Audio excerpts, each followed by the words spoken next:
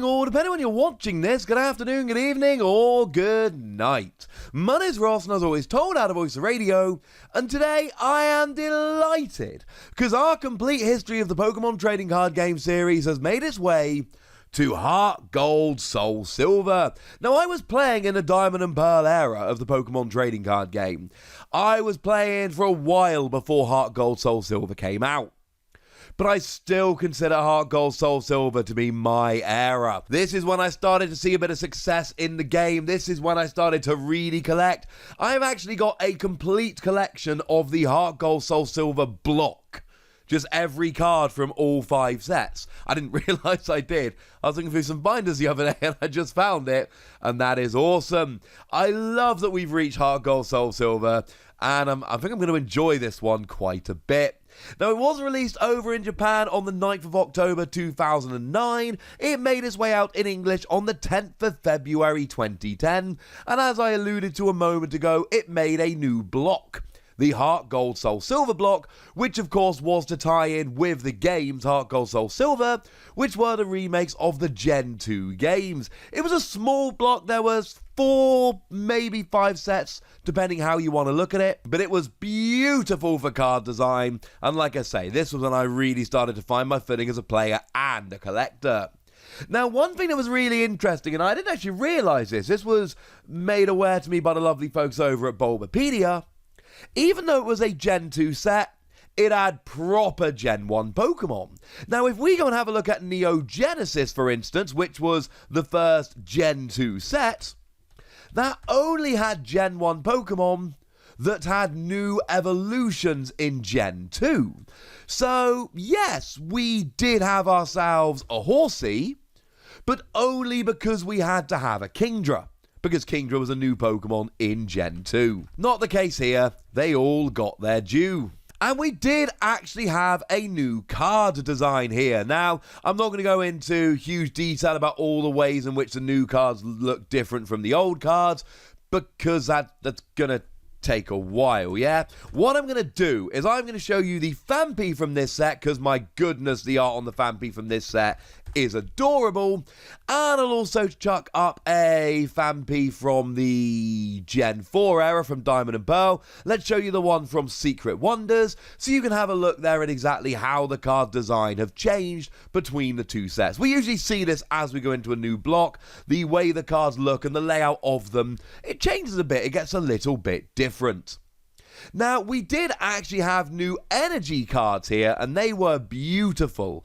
For my money, these are the nicest card designs we've ever seen.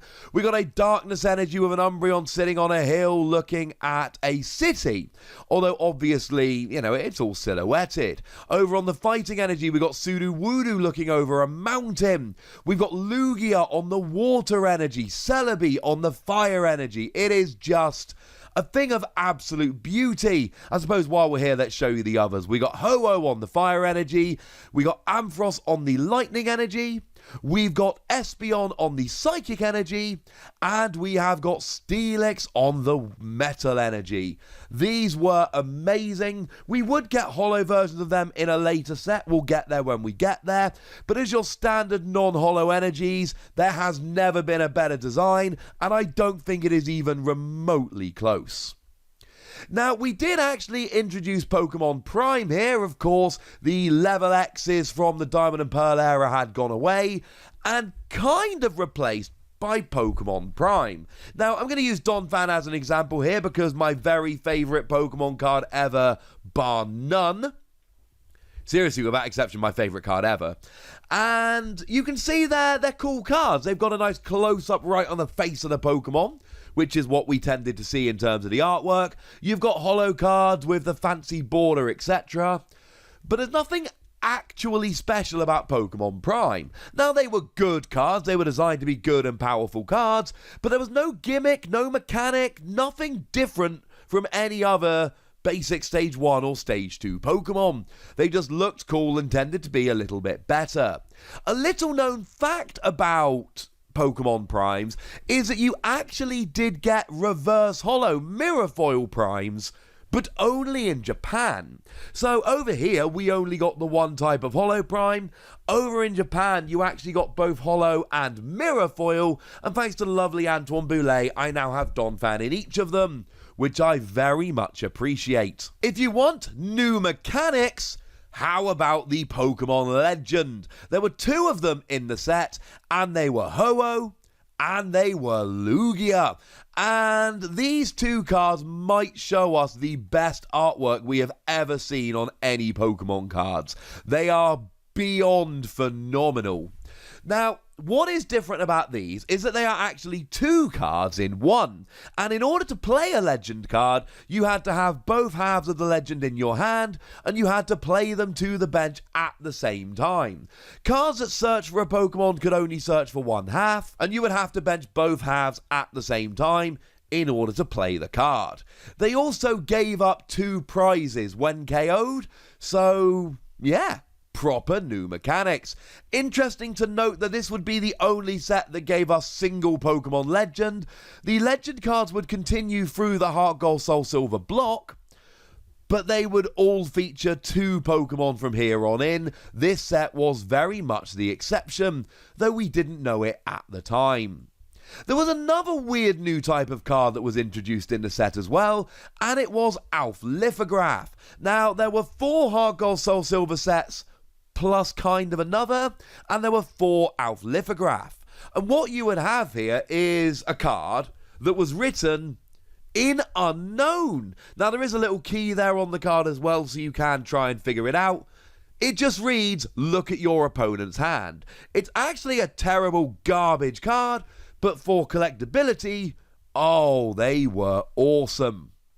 One thing I find very strange about this set is that there was a Shining Gyarados. But it wasn't a secret rare, it was number 123 out of 123. For what it's worth, Alph Lithograph was a secret rare. So, there was just a random Gyarados that wasn't a particularly good card, did have the Shining Red Gyarados on, but wasn't a secret rare. It's weird, right? Also, another example of the artwork. Seriously, this whole block, the artwork is just... I don't think there has been a better era in the Pokemon TCG for artwork. You can argue with me in the comment section if you like. Now, trainer cards were actually reclassified here. We can see that trainer cards, item cards, call them what you will nowadays, were trainers. Supporter cards were labelled now purely as supporters.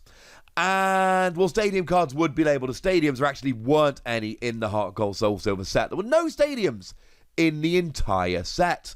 So your item cards were still listed as trainers, but the others were listed just as their subset. And baby Pokemon were back. We don't see them very often in the TCG, but they did come back here and they were huge. We saw Cleffa, that was one of the very best cards ever. We'll get back to it later. We saw ourselves Pichu, which again saw a huge amount of play, and Tyrogue, that was a great counter to them.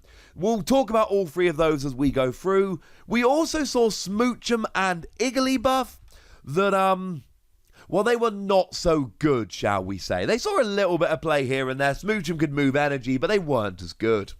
But they were very uniform. No weakness, no resistance, no retreat cost, and a Pokebody's sweet sleeping face that said as long as they were asleep, you prevented all damage done to them by attacks, and they all had a 0 energy attack which sent them to sleep. So the theory here was you'd use your attack and hope you stayed asleep on your opponent's turn to be invincible. They all had exactly 30 HP, but then wake up on your turn so that you could then free retreat and get going with whatever it was you actually wanted to do.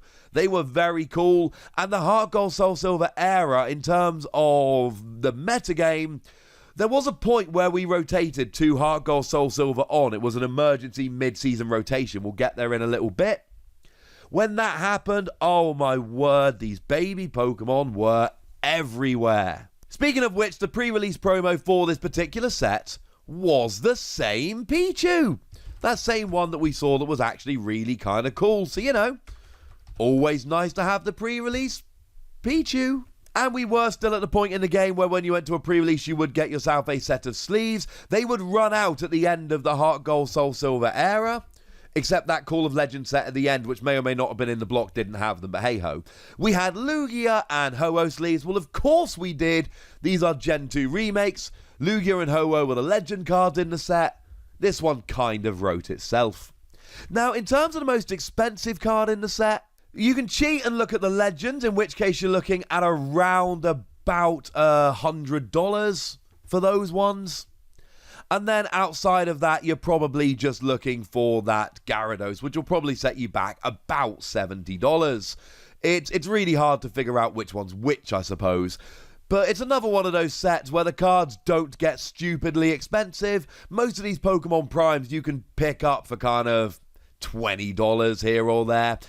Or even less, most of them, to be fair. The most expensive Primes, you're looking at Typhlosion and Feraligatr. They're about $30 cards because they're first partner Pokemon and they're widely played and all of that stuff. So, you know, fun times. Now, in terms of the Pokemon Primes, let's take a little bit of a look at all of them, as we tend to do in these videos, just so we can take a look and go, oh, well, those were the Pokemon Primes. We had Ampharos, where whenever your opponent attached an energy from their hand to one of their Pokemon, they took a damage counter. Didn't see a huge amount of play with a fun little rogue card. Blissey was a very good one that healed all of your Pokemon. We'll come back to it. Donphan is literally the best Pokemon card ever. We'll come back to it. Feraligatr let you attach as much water energy from your hand as you liked. That happens quite a lot. We'll come back to that one. Meganium let you move your grass energy around, and as fun as it was, of the 3 first partner Pokemon, it really was the worst among them. Typhlosion was a phenomenal card that let you attach fire energy from your discard. We will definitely come back to that one, and not just in this video, in many videos to come. Now, because it was essentially a new base set, it was the HeartGold SoulSilver base set, we once again went to having 3 starter decks. One based around each of the first partner Pokemon. So we had Growth Clash, which was your Meganium starter deck. It was a Grass Fighting starter deck, and you got yourself a Holo Meganium. Exclusive to the deck, it was non-holo in the set proper. And you got yourself rares of Furret and Sandslash. And delighted to confirm we were back to having themed coins here. There was a Chikorita coin. The fire deck here was Ember Spark. This was your Typhlosion deck, Fire and Lightning. You got yourself a Holo Typhlosion, which was exclusive to the deck. And you got yourself non-holos of both Arcanine and Noctowl, both of which were exclusive. They were both holo only in the deck proper. So Gutted Meganium, you didn't get any exclusive non-holos. Typhlosion got 2. And then you got yourself a Cyndaquil coin, which was adorable. Mind Flood was the Feraligatr theme deck, Water and Psychic. You got yourself an exclusive holo Feraligatr. It was a non-holo in the set. And then non-holos of Executor and Hypno, those were rares, as well as a Totodile coin. So apparently Typhlosion is the only one that gets the exclusive non-holo rares. Gutted for the rest of you. And I know that was a much longer intro before we get to the best cards than usual, but we tend to see this with base sets and new blocks. There is a lot of changes, and if I didn't walk you through all of them, that would be a little bit sad. Now, if we talk about the best cards, there were multiple cards in this set that really did change the competitive landscape. And we probably have to start with Cleffa. It's one of those baby Pokemon, so you've got that sweet sleeping face Pokebody I told you about. Gives it invincibility, essentially, if it is asleep. But for 0 energy, you shuffled your hand into your deck, drew 6 cards, and went to sleep. And like I say, you couldn't take damage until you woke up. When we rotated to HeartGold SoulSilver on especially, game after game would just be both players using Eek until they had a decent hand, and then they would actually start attacking. One of the best setup Pokemon we've ever seen. But the other setup Pokemon in this particular set was Pichu. And again, we got a baby Pokemon with free retreat. The free retreat and free attack was huge. You could set up your bench knowing that when your Pokemon woke up, you could retreat it and you never had to put an energy on there. But Pichu had Playground. Each player may search his or her deck for as many basic Pokemon as he or she likes, put them onto his or her bench, and shuffle his or her deck afterwards. Yeah, so basically everyone got to fill their bench. Although Pichu has a sad memory for me. The very first game I ever played at the World Championships, I played against a rather unpleasant individual that did a really fast Pichu search, and then immediately, because you went first, and then they immediately put Pichu to sleep and told me it was my turn. And I forgot I was allowed to search my deck as well and bench. And it's on me. I forgot it was a two-sided thing. But my opponent clearly tried to bait me into not searching my deck. And they succeeded. But they just weren't a very nice person. And given that I was, a little bit nervous and a little bit excited at my first ever World Championship match, boo! Also boo, because I totally had the donk if I'd gone first. And I went second. Double boo. Now, Tyrogue was a fun one, because Tyrogue was the anti-baby Pokemon, baby Pokemon. You see, it's got the same thing, free retreat, free attack, Pokebody that gives it immunity when it's asleep, attack that puts it to sleep, but the attack does 30 damage. Which is the perfect amount of damage to take out a Cleffa or a Pichu. And Tyrogue would be put into a whole bunch of decks purely to try and take cheeky prizes off of a Cleffa or a Pichu, either because you got the first attack, or because your opponent, they woke up, and then you got to take them down. Now, if we're looking at the best attacker in the set, we'll get to Donphan in a moment, it may well be Jumpluff. My first national championships was 2010, which was the year that HeartGold SoulSilver came out. And in my 7 rounds, I played 4 Jumpluff. I only won 1 of them. Which means I went 4-3. All of my losses were to Jumpluff. Jumpluff was nuts. Now, it only had 90 HP as a stage 2, which is ridiculously low. But it had a retreat cost of 0, and do bear in mind, this was back in the day when we had broken time space, which would allow you to evolve up immediately, and Rare Candy allowed you to use it the turn you played a Pokemon. So it was way more consistent than it would be nowadays. And for a single grass energy, you did 10 damage for each Pokemon in play, yours and your opponent's. So with a full bench, you were doing 120 for a single energy. And basically, the deal with Jumpluff is it was just faster than you.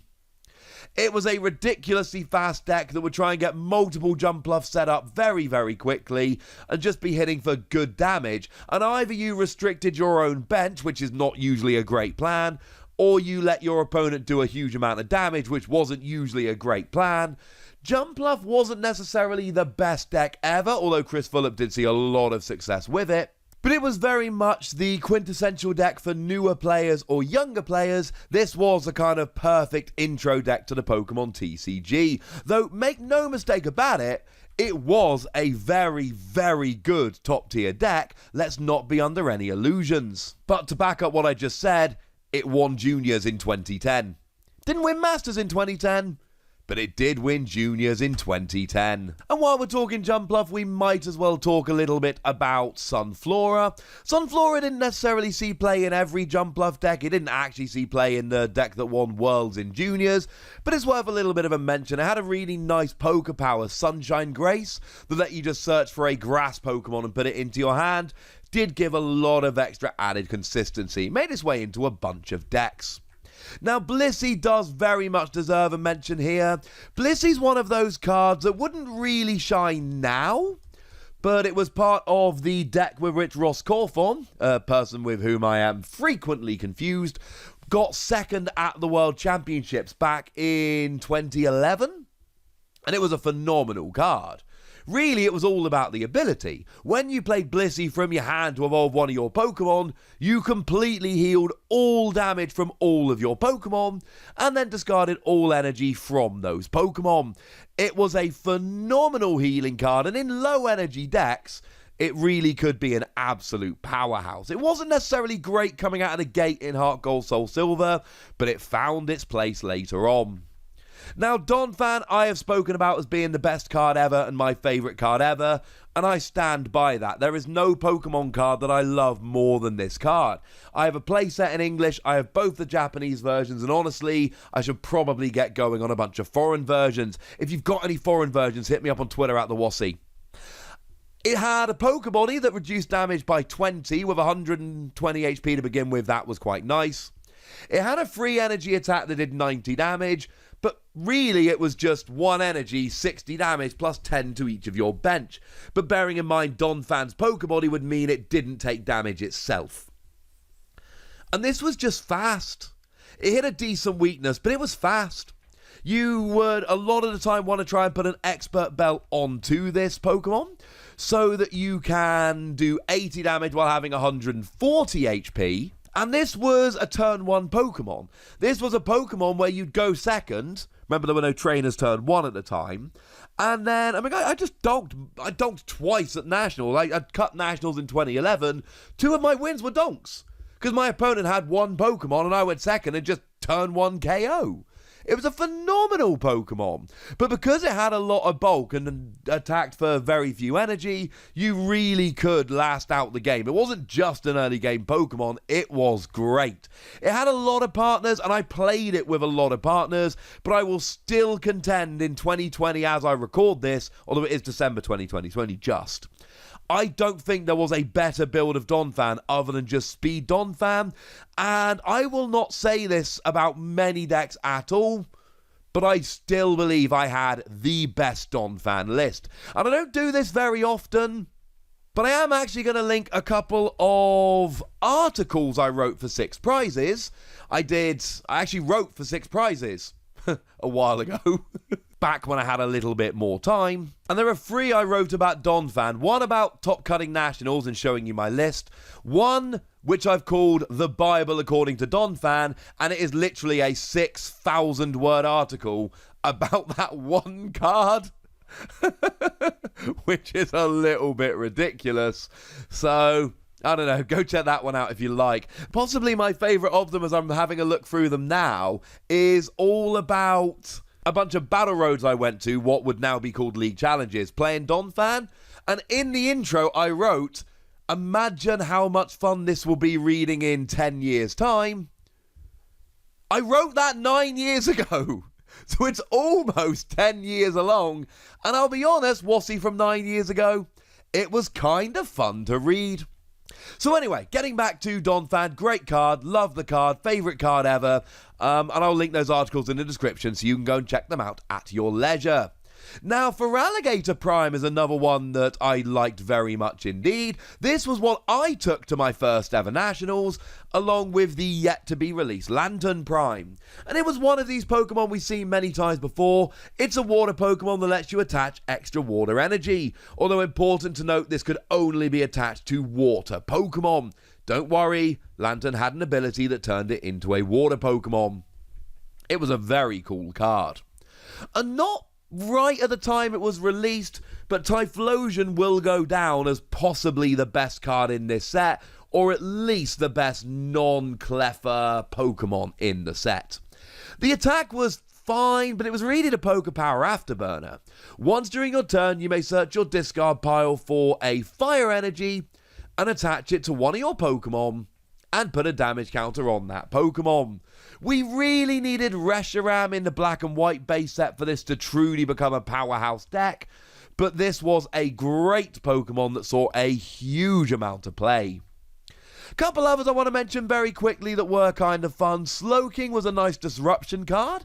It had a Poké Power that let you rearrange the top 3 cards of your opponent's deck.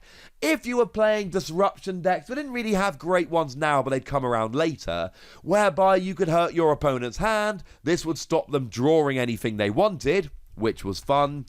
And Ninetales gave a really nice draw engine for fire cards, as well as having ridiculous artwork. It let you discard a fire energy from your hand and draw 3 cards. Really, really nice in terms of just draw engine in fire decks. Now, I've talked about this giving us some of the best cards ever. Pokemon Collector might literally be it is one of the very best trainer cards we've ever had. It's one of the ones that I am absolutely convinced that if it came out nowadays, it would go straight into almost every deck. It just let you search your deck for any free basic Pokemon and put them into your hand. But that would include Uxie back then, at least until we rotated to HeartGold SoulSilver on. And because they went into your hand, you got to use coming into play abilities. So, pre-rotation, we literally would be able to search for Uxie and any other 2 basics, play our 2 basics, and then bench Uxie and draw a bunch of cards. It was nuts. The other nuts supporter was Professor Oak's new theory. Shuffle your hand into your deck, draw 6 cards. Now, newer players will recognise this as being literally Cynthia. And when Cynthia was first revealed, I said, yeah, it's going to be played in every deck. And I got a bunch of pushback from people going, nah, it's not good enough. And, we were in a different format to Professor Oak's new theory. And the fact of the matter is, it was proven to be pretty much as good as Professor Oak's new theory, because it draws a lot of cards while protecting the cards that are already in your hand. It is amazing. Professor Oak's new theory, great. And another card which still sees play today and has been reprinted a bunch saw its debut in this set. That was Pokemon Communication. Swap a card in your hand for a card in your deck. The best artwork we've ever seen on Pokemon Communication, and a staple Pokemon search card. It really was a 4 of in basically every deck back then, and still sees a huge amount of play now. Oh yeah, and this is a set that gave us back double colourless energy. Double colourless energy had been gone for years at this stage, and it made its return in HeartGold SoulSilver. It was just 2 colourless energy. And it instantly turned Garchomp into probably the best attacker in the format. Garchomp for free energy did 80 damage to one of your opponent's Pokemon. And this was back when we had energy gain. So you pop an energy gain on Garchomp, and then it's double colourless energy, hit for 80. Double colourless energy, hit for 80. Double colourless energy, hit for 80. It was good before we saw double colourless energy come back, but the return of double colourless energy here turned it into an absolute powerhouse. And then we saw the return of some cards that had been gone for a while. So we saw the return of Pokemon Reversal, which let you flip a coin and if heads, gust a Pokemon active. Before we rotated onto HeartGold SoulSilver, it wasn't necessarily everything. We still had stuff like Luxray. But after we rotated, this was the gusting of choice. And this turned some of the games, most of the games, into an absolute flip fest. You'd be flipping for your baby Pokemon, and you'd be flipping for Pokemon Reversal. When we went HeartGold SoulSilver on, some people were upset because there were so many coin flips.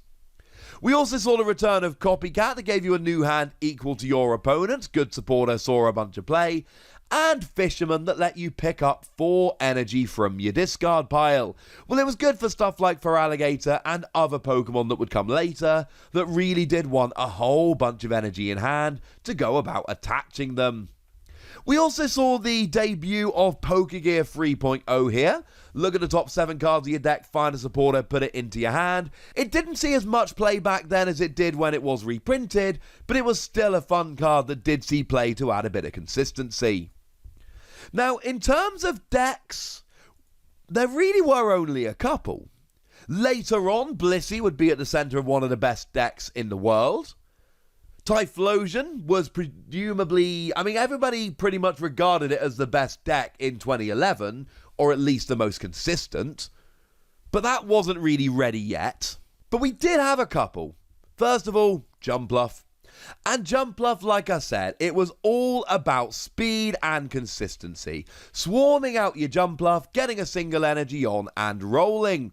Clearly, things like Uxie and Claydol would be amazing here to give yourself extra consistency. Broken Time Space and Rare Candy were absolutely huge, and you would play both of them in the deck, because it really was all about speed. Unknown R was really big. That's the one that on your bench you could discard it and then just draw a card, but it was big just for being able to give yourself that little bit of extra consistency, little bit of extra search, and the entire deck was just built around setting up and just rolling. You'd play the occasional expert bout, but remember you only had 90 HP to begin with, so you didn't want to go too nuts with that. And it was a deck that was very straightforward. It's why it dominated in younger age groups and why newer players tended to start with it. It really was set up, jump bluff, say mass attack over and over.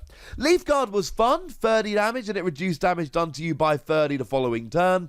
If you ever could get a KO with Leaf Guard, you would.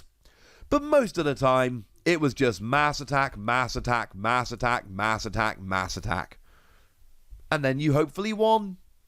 The other deck that really did come around here was Donphan. Donphan was what I played at Nationals in 2011. I top cut that tournament.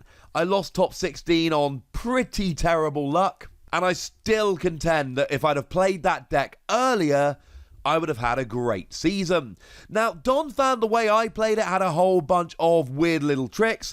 You had Regirock to accelerate a bit of energy to itself, and then Lucian's assignment to move it to Donphan. That would allow you to actually be able to use the big attack, which wasn't always online. Expert Bout was huge for doing the extra damage and having the extra bulk. I went Broken Time Space only, no rare candy here because that was generally enough. But for me, it was a speed deck. Unknown R was absolutely huge. Poker Draw Plus was absolutely huge here.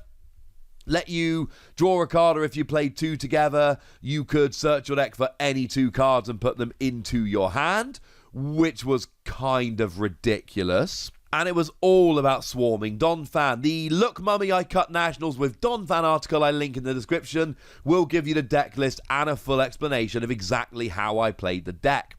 The other thing for me that was absolutely huge was playing Regice, because Spiritomb was a problem.